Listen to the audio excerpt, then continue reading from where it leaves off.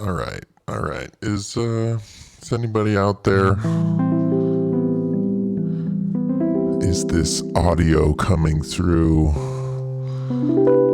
Can you hear the words and the piano chords that are coming out of my mouth? I guess the piano chords are not actually coming out of my mouth. They're coming out of my fingers. Well, I guess they're not actually coming out of my fingers. They're coming out of the computer. But well, I guess let's not get tied up in the details quite yet.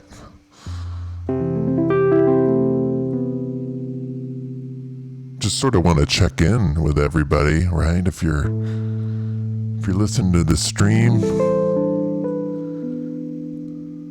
I'd like to know how you're doing. I think it's one of the best things we can do these days is really just keep checking in with each other, you know what I mean?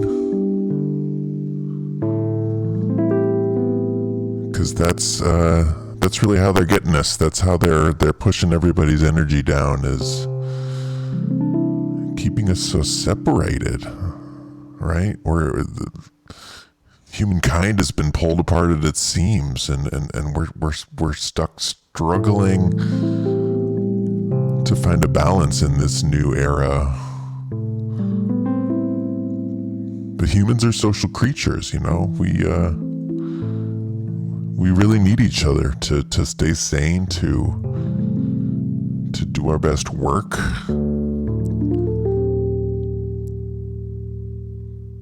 Because right, without each other, what are we working for? What are we doing this all for? As nice as it can be to get some time alone, yeah, you got to watch out for yourself. You got to watch out for each and every person around you, because, well, yeah, I think that's how we survive, how we keep our humanity in this difficult period. Because that's what it can be. It can be difficult. It can also be an opportunity, right? But I think it's easy enough to see the negative impacts, the things that are really, yeah, driving us apart, getting into our heads, and you got to fight against that the best you can, right? In the way that you can, in the place that you are. Not necessarily through doing crimes or I don't know, calling your senator or something. There seem like there's more effective, more short-term ways to fight against what's happening, and a lot of this is playing in your mind, like, right, that's where this whole battlefield is happening. It's happening right inside your brain hole. So if you can learn how to manage that, right, keep some form of human connection, keep the interaction going, try to get together with other people in a certain way, then, well, there's a lot you can do from that point. There's a lot you can do from that point. Now, yeah, things constantly change as they always do in life, in the world, right? Everything has these like layers of effect and influence, right? Right down from your mind all the way up to this entire world, right? And it really is the collection of all these little minds, these little events that adds up to the sum of this human experience, right? And so then it really doesn't seem that useless or that pointless, that action that you do, specifically you,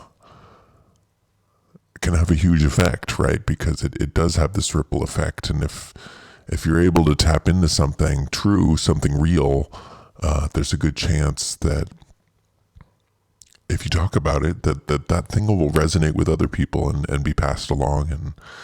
And Yeah, while we can still communicate with each other, while we still have this internet thing, I know I'm trying to figure out ways to utilize it for this new era, and I'm sure the rest of you are as well. But it really is a far cry from what humanity really needs, right? And I guess that's what makes you realize how far we're straying from the path, and how far we've already strayed. Because we see everybody, at least in circles that I'm familiar with, just sort of being okay with this new phase where you're at home, not being encouraged to make any plans or really think about the future too directly, because the uncertainty is just overwhelming, right? And all of that pushes your frequency down. It lowers your vibration, and well, yeah, that's obviously been the tactic for a very long time. It's been heading in this direction. There's so much about this world culture that is focused on lowering your vibration and keeping you in a not necessarily negative state, but just a simple state, a low frequency state where you're easily manipulated and controlled. Basically, let's just call it what it is.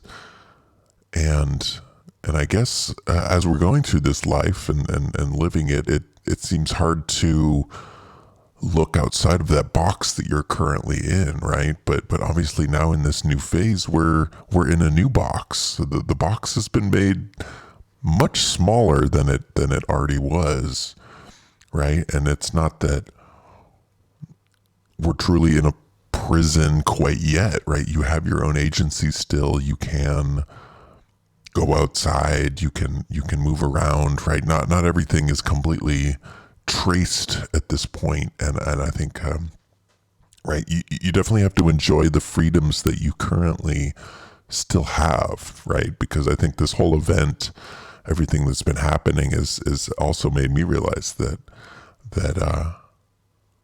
yeah, nothing is sacred. There's almost nothing that can't be taken away through some elaborate or less elaborate form of justification, right? That it seems like we're on this path that eventually, yeah, everything will be tracked and controlled and rated, and disciplinary measures will be vetted out all through this automated system where there are no longer any lapses in knowledge, that everybody will know where everybody else is at the same time, and the rules will be clearly defined, what you can and cannot do, where you can and cannot go, what you can and cannot say. All of that will be clearly defined, and punishments and rewards will be vetted out then directly, just like this really is some sort of live action video game, right? Which again, I mean, you look around this culture, you see nothing but indoctrination and control mechanisms. But just come to think of it, just the whole concept of the modern video game ties into all of that, right? Where you collect your money, you can save, you can talk to people, but the computer, the game itself is tracking everything, right? And you basically want it to be tracking everything, because you wouldn't want to, right, go collect whatever you were supposed to collect and then not get the reward that you were promised up front, right? You want to be held accountable for your actions. That's a desire I think that we all strive towards, right? But there still is large portions of this life that are cloaked in darkness, right? That don't get immediately reported or portrayed, or whatever you want to call it. Things you can do without other people knowing you did them. And sure, yeah, they got your location data. They have all that, the microphones and everything. They can still, right, depending on who we're talking about, know exactly everything that you're doing and what you're saying, where you're going, and analyze all of that. But as for now, it's still on the underground. This is something that intelligence agencies and larger state organs are capable of collecting and looking at and analyzing, but it's not something that is openly discussed that we're being judged by, right? And this is all stuff that they can collect this information, but they cannot reach out to you and punish or reward you for the actions that you're doing in the dark, even though they may know about them. And that's what this all seems to be heading towards, this idea of true transparency that's talked about constantly. The idea what's going on in the East, and just thousands and thousands of works of fiction. The Circle comes to mind, where right, everything is tracked, everything is live streamed, everything is double checked to make sure that people are following the right direction. And this is basically already happening in a soft power sort of subconscious level. But if this whole event shows me anything, it seems that's it's a push towards the light, right? Because that's what this all comes down to, this worship of the light, and how it's all gonna come out in the open, and that it's going to be celebrated, this new openness. So where we're all connected and we can all interact with each other and be punished and rewarded for our true actions. That this is going to be seen as almost freeing in a way, right? Something powerfully connective. Even though we're feeling it right now, this loss of control, this loss of agency, being told to stay at home and not being able to, right, simply go the places that you want or talk to the people that you want, regardless of the economy collapsing and everybody losing their jobs, right? This is a whole nother level of loss, right? But it's that constant reversal, that constant switching, where this loss of agency, this loss of control over your own life will be repackaged as the opposite of that, as something that will give you more control and more understanding of the humanity around you. And that seems to be how this has been going for a long time. The exact opposite is packaged as the next positive step, the next evolution in human society, when in reality, it's pushing whatever makes us human, whatever gives us this spirit, this uniqueness of everybody just, it's truly beautiful. All of that is getting reduced as much as possible.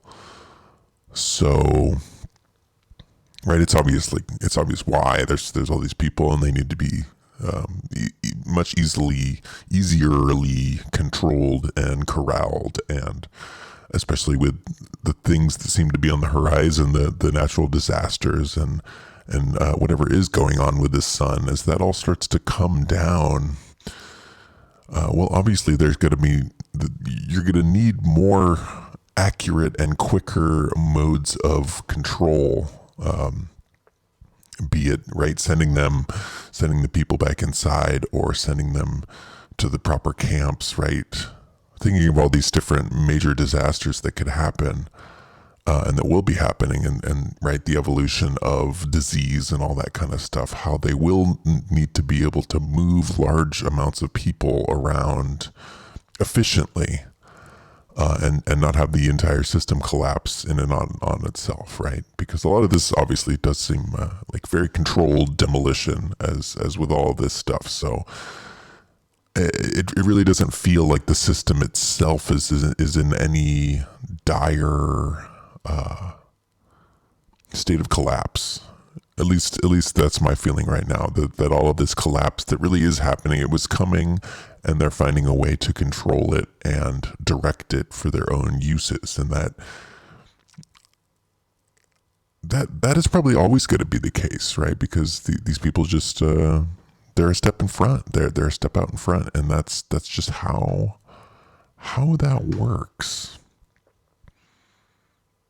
And I think this story here, these bees that are going around are a pretty good example of all that. This is sort of taken over from the other plague type things that are happening around this year. This this story about the murder hornets, right? This idea that these gigantic, yeah, I mean, they call them murder hornets. I mean, the symbolism's pretty clear to me.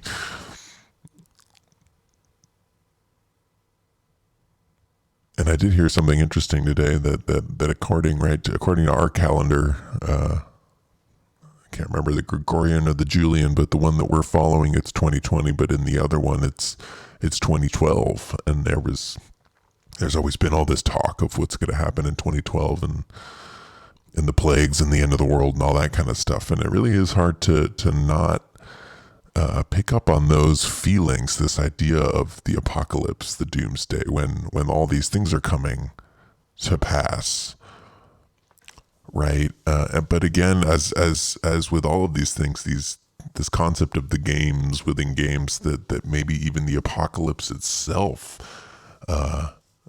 they found a way to control and redirect so they can maximize the loss in frequency, the lowering of vibration of the entire planet through this whole process, and know for a fact basically that they're going to make it out on the other side ahead and be able to weather this storm.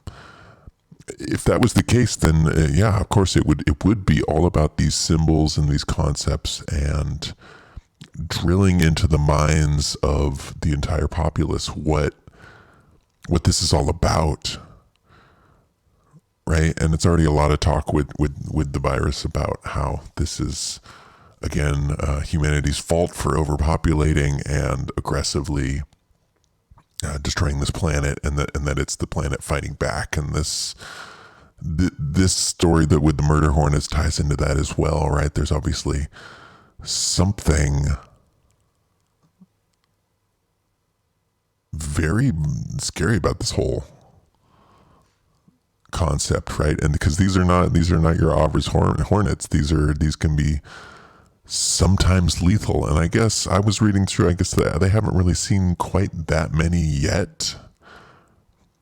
But apparently they're definitely here. And they also, just like the virus, seem to have come from Asia in some place, because they are not native to this country, to America at least, and right, threaten to decimate all the populations of regular bees and wasps and all that kind of stuff that we need to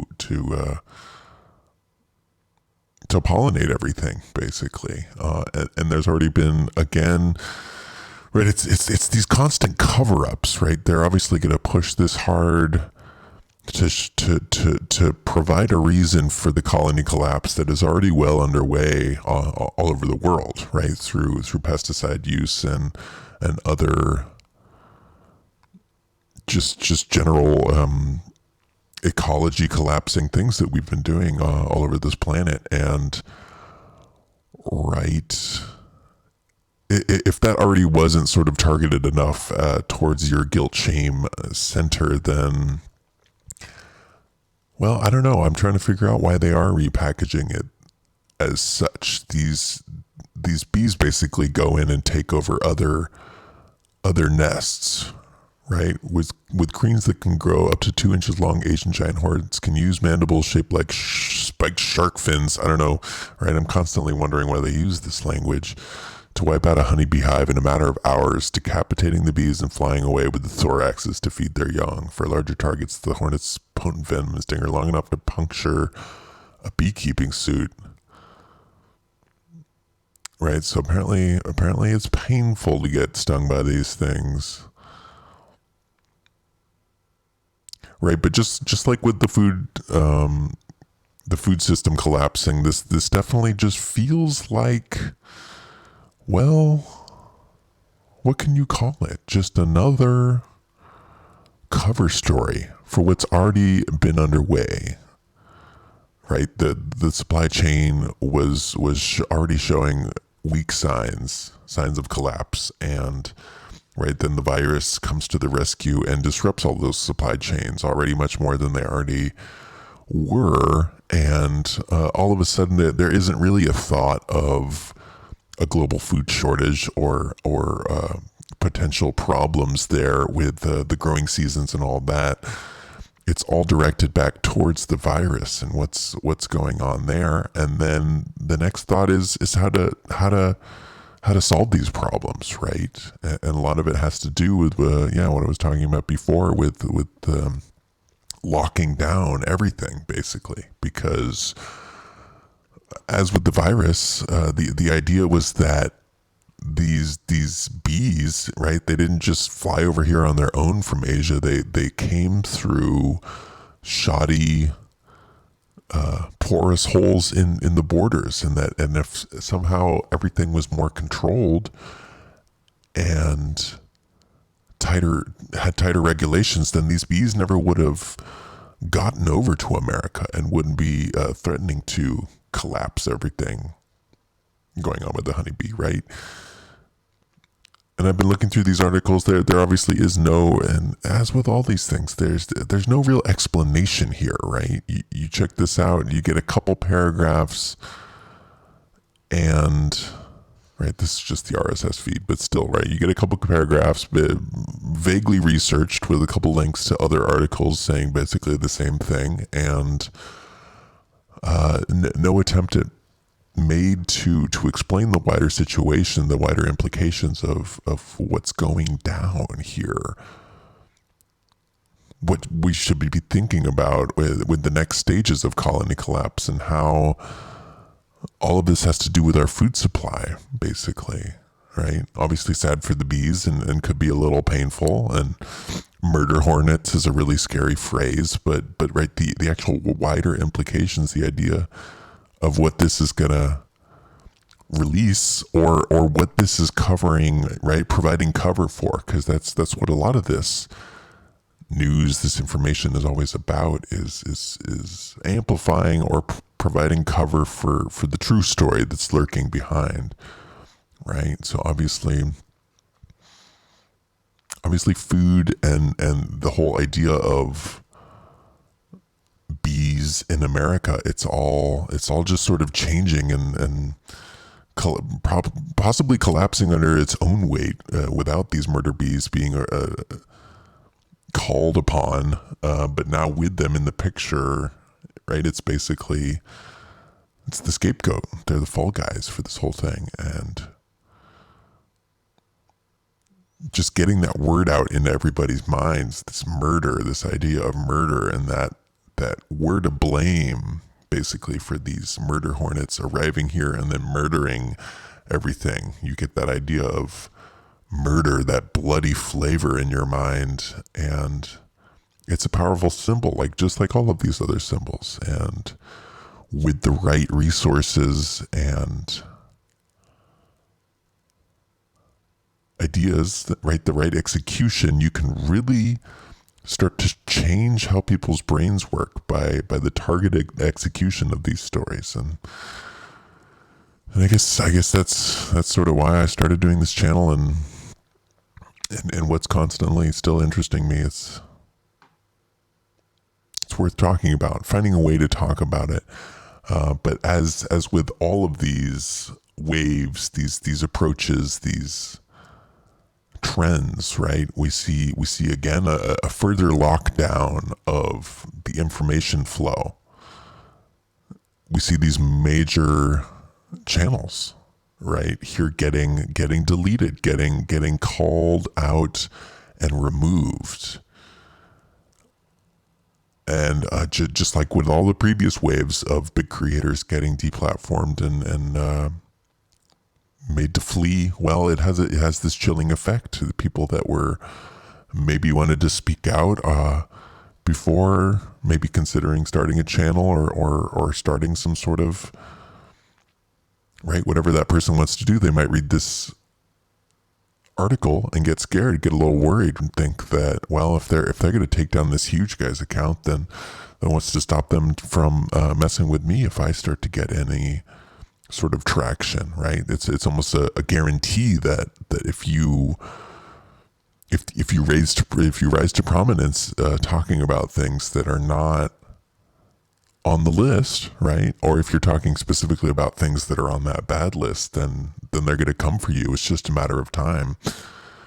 And right before you gain any sort of serious influence, that they have all the means of control. They control all of these outlets and the ability to share these things properly, these ideas, these concepts. If they can control all of that, and well, they do, and they can also put it in your face, stick it in your face that that's what they're doing. They have this full control over the complete mechanism. Well, then what's to stop them from doing it, right? They have all the control. There's nothing to stop them, and this stuff has a chilling effect. This really is a little unsettling. Although, I gotta say that most of this guy's early content is the golden stuff. It's all about those early spreadsheet shows, or not spreadsheet, PowerPoint things, right? Where he's up on the stage and giving his little spiel. The more recent content was a little more lackluster, I'd have to say, but. Regardless, right? This guy, just like everybody else out there, should be encouraged to speak their mind and to get their voice out there, especially at a time like this where it really is one of your only options, right? You can't go call a meeting and talk to other people live. You can't even really meet up with your friends, right? This internet thing, this is sort of our last window, our last form of connection with the rest of humanity. And nothing new really, but it's being threatened, it's being stamped out at every possible turn. And well, I'd have to say that's mildly unsettling. I would have to say. Now, I do want to get into this TV show that was on Netflix, Into the Night, Into the Dark. I can't seem to remember what the actual title is. It appears to be like a French language production, although there is a lot of other languages in the show. It's very international. And just as with all these things, the timing, it's very interesting to see this show coming out right now, because it does a great job of muddling all of these things. That's definitely, I think, another main point, as with all of these things, right? Because the last thing that we're really supposed to be doing is getting to the bottom of all this, of figuring it out, having a logical system of thought where you can believe the things that are denied, and basically, right, that the most people are being ostracized for even holding these beliefs. You can find out what is true, and then separate that from all the other misinformation that is mixed into all these things, right? The news or these TV shows. Just like with any major show, I have no doubt that there are huge grains of truth in what's going on in the plot, but that it's also mixed in with a bunch of other nonsense to make you doubt that reality, to make you not really consider fully that some of these things could be a possibility, because, right, without knowing the root source of the information, you can't really know for sure what is fantasy and what is fake, right? And so in this show, all of a sudden people just start dropping to the ground. Something's going on with the sun, and it just starts murdering people, right? Just as you stand there.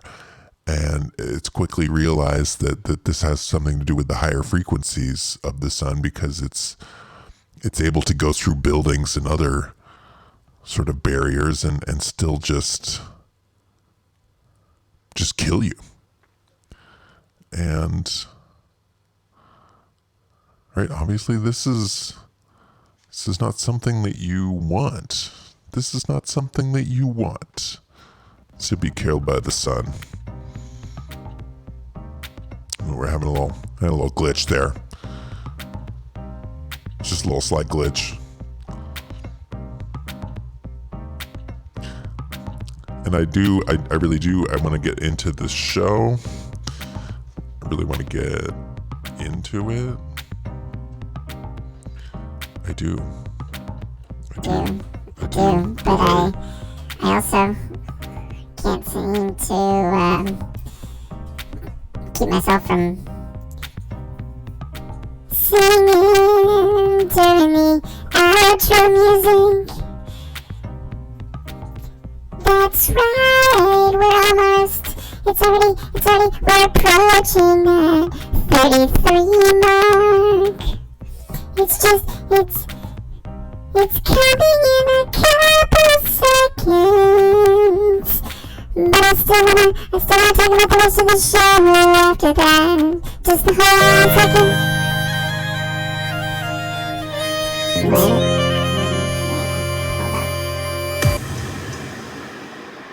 Damn dog. Yeah, wait, let me just get into this. See, because I do want to start doing these every day again, because right, the only thing constant is change. I've moved into a new location, and well, there's just a little bit more free time available to myself, so I want to use that to raise myself up, maybe raise the random person up that is going to catch this stream, right? Because you got to have some routine, you got to have some organization in your life. But let me just touch on a couple more things in this show. You know, I took these screenshots. It's worth discussing, right? So the basic concept, they realize this quicker than other people, that the sun is just melting through everything, through buildings and all of that, and that there's really nothing you can do to stop it from happening. And basically they get in this plane and try to outrun the sun, stay in the night. And I guess if you fly a little higher up north or so, right? Because if you fly at the equator, you'd have to go at like 1,300 miles an hour, which is faster than planes can go. But if you go a little higher, you can go into like certain angles that you could avoid the sun, even with a passenger jet. And that's what they do. They keep flying around looking for fuel, trying to find a landing strip, and then get the supplies, and then just fly on to the next thing, right? And this, right, it's like with all these things, there's this constant hint at something weird and cyclical happening with the sun that, well, how do you explain it? It goes through all of these different things, from all the way back to the old petroglyphs, right? That should have got that symbol out. The old guy like surrounded by the dots and the snakes. I don't know. So somebody's got to know what I'm talking about.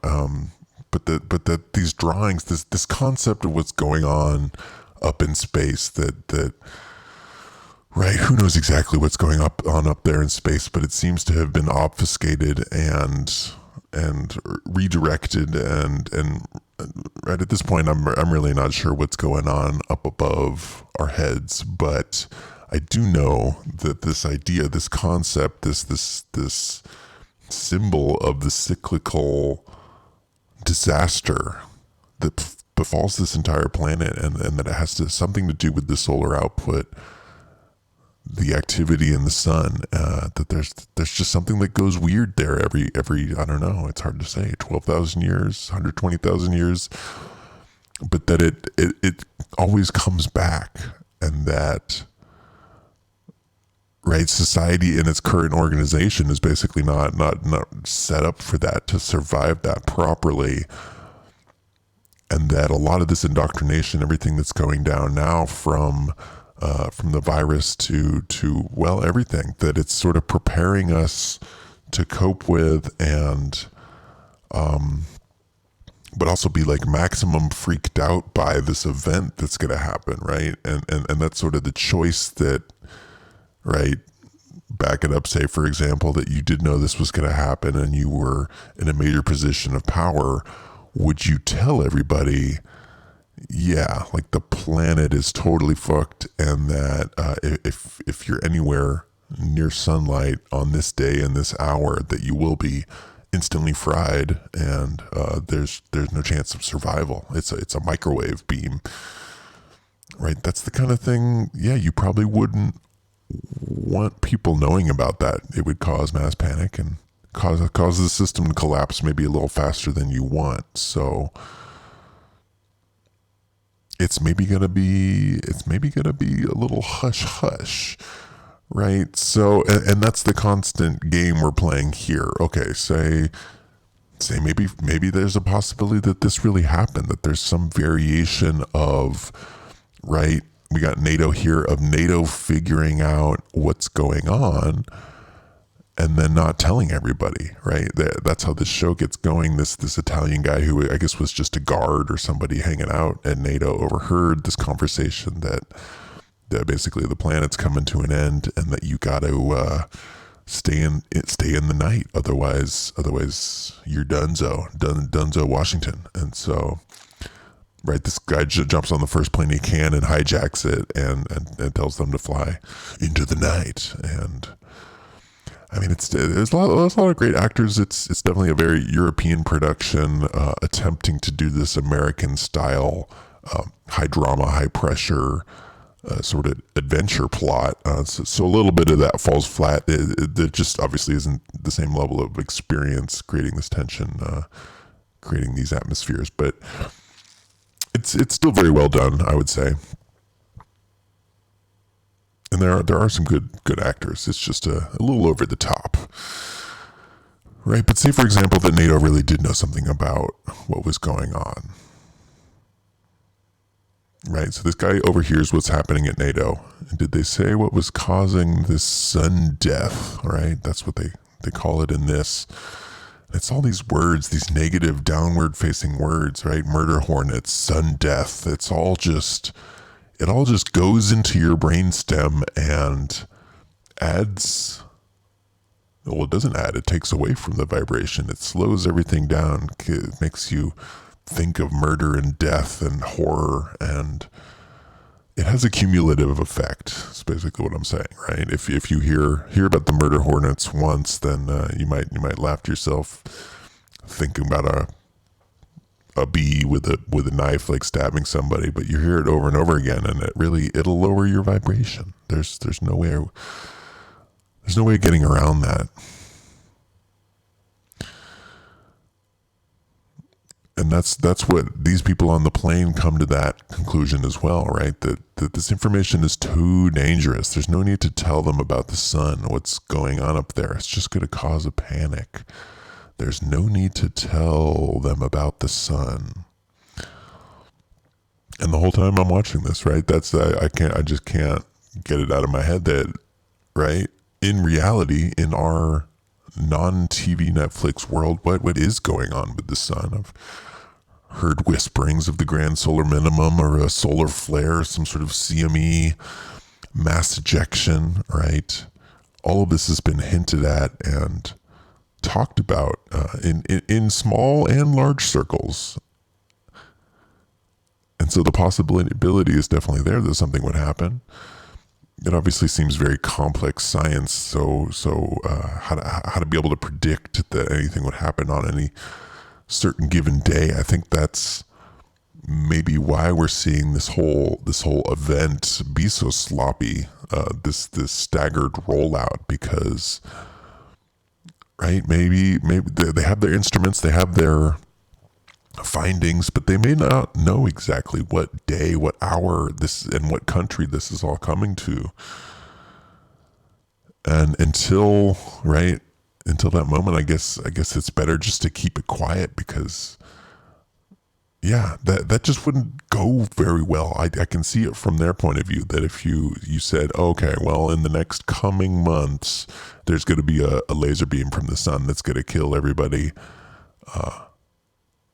that is exposed to sunlight in that moment, and it's going to go on for a couple hours, but we don't know, right? It's going to be coming in the next 3 to 4 months, but we don't know what planet, what part of the planet's going to be facing the sun at that time. So there's no way to really know who's going to get damaged, who should flee, and who should stay where they are. Right? It would just cause insane amounts of panic. So don't let that get out, is what I'm trying to say. And that's what they're saying here in this show. It's all sort of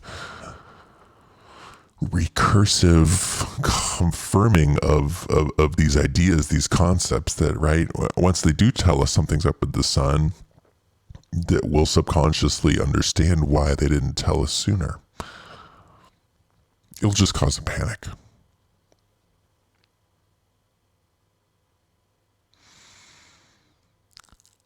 And right, as with any show, as excuse me, I might be diseased. As with any of these shows, we see our color palette as usual, right? The red, the blue, the white. Something very universal about these three colors and how they're used to shape human emotion, right? Everything from police sirens to flags. It's all just using these same three colors. So there must just be an enormous emotional response that you can pull out of people when using these colors in different combinations, especially when they're in moving images, because then you can flash things, you can have these colors slide across the screen, and when it's veiled in a story, then right, you're gonna sit there and accept those colors and those changing of the colors. There's your defenses are down, so it's very obvious to me at this point. I don't need to get into a big color theory discussion at this moment, but safe to say that all of those elements are still here in this show. And a lot of this is hinting at right, this coming food crisis, this idea, because that's at least how I see all this fiction working. They can veil stuff, and you really need to be able to see these things in 3 dimensions, and so you can tease apart, right, what is just a plot point, what is just for fun, and what is a full-on disclosure, an admission of what's going on. Right? That's something that we've been hearing a lot about in the food crisis and what's going on there. It's the changing of the growing regions and the growing zones and the power of the sun. Right? So in this show, the sun fries everything. It's not just gonna just fry the people. So any food that was left out basically gets a mega concentrated microwave beam through it and cuts off just makes that food inedible and no longer have any traditional nutritional value. That's the mighty power of the sun. It can grow all this food, but if it's turned up too high, it's also going to ruin the food. And so that's right, something that would also come into play. Any food that was in the ground being grown, all the livestock, everything would just be instantly killed, all the biological matter, and then that would be a major problem for anybody surviving this event, as it is for them. but even right to tease it apart a little bit further, this might not actually have anything to do with a grand giant solar event, and might just be referencing the current state of affairs, right? Where even with our regular sun output, there's something obviously going on with the grand solar minimum, and that the growing seasons and all of that have been sort of thrown off and messed with in recent times, and that even the food that is being grown and sold to the public, it's of a much lower quality. And I've noticed this as well. Going to the grocery store, right? They still are selling things. They're selling those potatoes, that lettuce, those onions, but everything is getting a little smaller, maybe a little less ripe. Maybe had to travel a little bit farther. It's just not the same quality, right? And just like this quote says here, that it still has nutritional value, but maybe not as much as it used to. And this is just another thing, right? Just like the characters on the show that you have to cope with. You have to find new ways of finding nutrients for your body, because the food that used to work isn't working as well as it used to. And just like these guys, you got to get resourceful. Grab the canned food, grab whatever else you can find.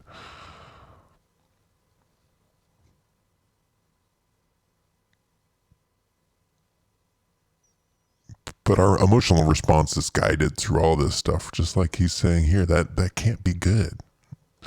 Obviously, it can't be good. None of this can be good, right? And then again, your frequency is lowered. You're pushed further down because, right, you see everything that's happening in this show, and you don't know how to, right? You wonder how these characters would react to this, and you also wonder how you yourself would react to that, and right, none of it's good. It's all terrifying, actually, and it does make for good entertainment, but it also pushes your frequency down even further, right? Because you feel those feelings. So what would you do if you couldn't, even if you found an apple or something to eat, that it was useless, right? That it was devoid of nutritional value? That can't be good. And they do find ways around it, right? They're eating the canned food. They're finding other ways of sustaining themselves, but all of this seems just very predictive for the coming 6 months, maybe a year or more, when food's just going to get a little weird, right? Meat seems like it's going to get crazy expensive, and just everything from the supply chain down to the actual food in the ground. A lot of it's getting thrown away. A lot of it's not growing properly. Planting season, it's all getting thrown off. And that seems like, that may be us in the very near future, right? The canned stuff seems fine. I mean, we might just be eating some canned beans for a while, and that's all you can get at the store, right? So it can interrelate to many of these things. It can be a full-on disclosure of what's happening with the sun, what's going to happen in the future, while still directly tying into what's already going on with the disease and right, the already the disruptions to the supply chain and our food supply that are already happening, that are already directly underway as the show is airing, right? That's sort of what you got to look at. It can be more than one thing at the same time.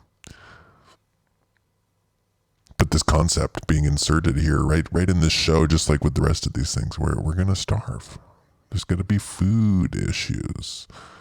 And here it is in plain text for you.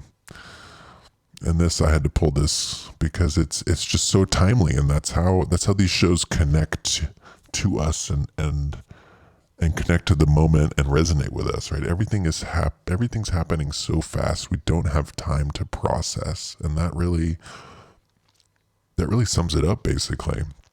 If you have events move quickly, if they're so disruptive to people's way of lives, then you're not going to have time to process. You won't have time to mourn the loss of loved ones that maybe get caught up in a disaster or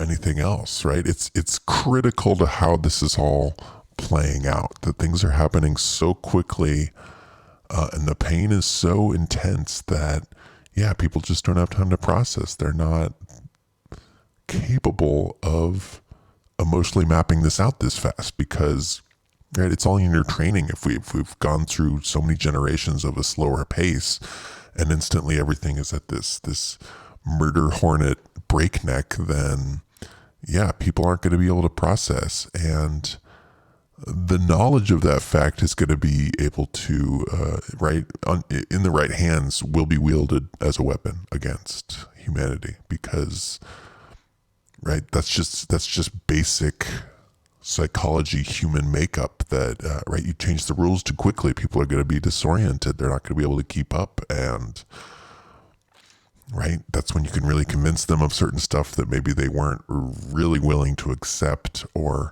And I think that's why all of this tyranny, this locking down of freedom that's spreading all throughout the world, that's the only way they were able to pull all this off. It's all directly interrelated to simple entertainment. That's the only way they've been able to pull all this off. It's the study of how humans work. And then, but that's the crazy part about all this entertainment is that it directly influences human behavior, and you can therefore insert concepts, ideas directly into people's minds without them noticing it happen. They thought they were just watching an entertaining TV show about playing people and doing some French accents, when in reality it was helping shape and mold your ideas about everything, the current situation, and how you will react today, tomorrow, and going forward. It really is that powerful.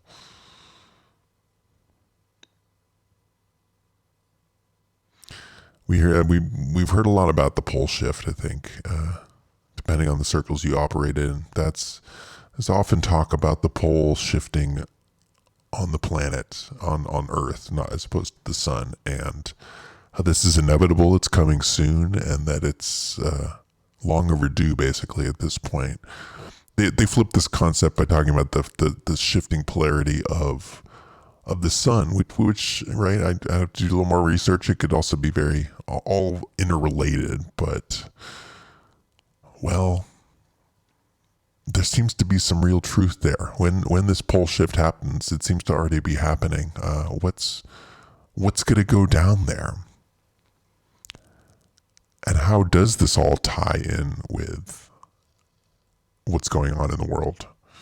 Right, the pole seems to be already shifting on this planet. It's been wandering quite far, and in the midst of all of this terror, this worry about the disease, the weather has continued to be very strange. I don't know, at least where I've been. Strange weather, strange effects, hail, rapid storms that go away, long sunny days when there should be clouds. All of this sort of unsettling, doesn't seem like everything's quite right with the nature, right? But if your vibration is so low, then you're not going to be able to see, you're not going to be able to notice any of this happening. And, right, you'll just write it off because you'll be worried about other things. But I think all of this could be happening right now simultaneously.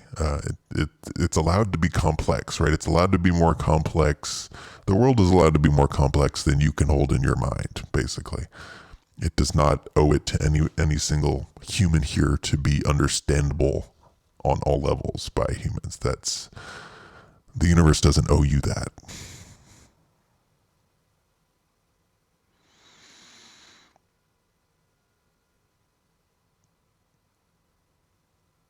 Right, but I wouldn't put it past powerful people understanding things on a certain level, understanding things deeper than we really have the capacity for, right? The knowledge gap is just too large. So I don't think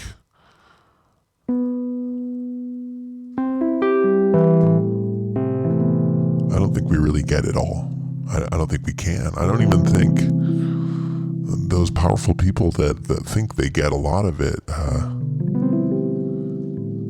they're not really going to get all of it. Everybody's just sort of guessing in the dark.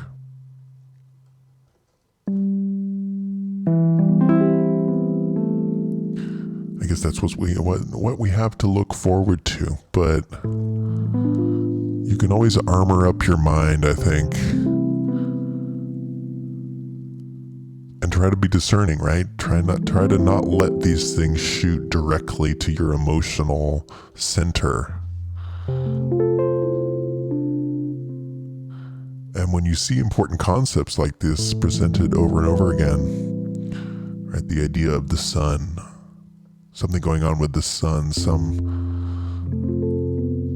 pain being inflicted from some abnormal reaction of the sun. Well, I don't know. That just that gets my ears up. There's got to be something there. There's got to be.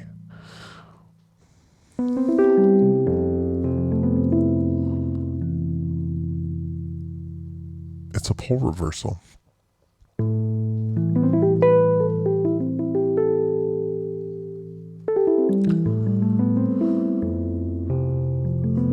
Well, with that it seems like that about does it for today's show.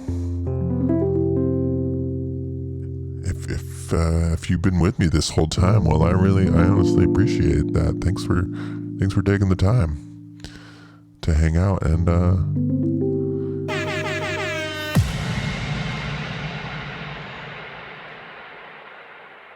yeah, like I said at the beginning, I'd love to hear from you, right? How are you doing? How's it been going on with all of this happening? You just gotta write in that text box and let me know, and it's gonna make me feel better, but mostly it's gonna make you feel better, and that's why I truly encourage you to reach out and just let me know. Let me know your thoughts. Communication, usually not bad. Unless you're like in a weird cult trying to convince people of the opposite of what is true and trying to, like, you know, kill them basically while they're still alive, then maybe that's a less good form of communication. Do less of that, I would say. But good communication, trying to raise each other up and right, communicate how you're feeling, that seems advantageous. It's like with all these things, it's like the cure is the disease is the cure. It's all front to back and back to front. And so, well, you just got to do what feels right, I think.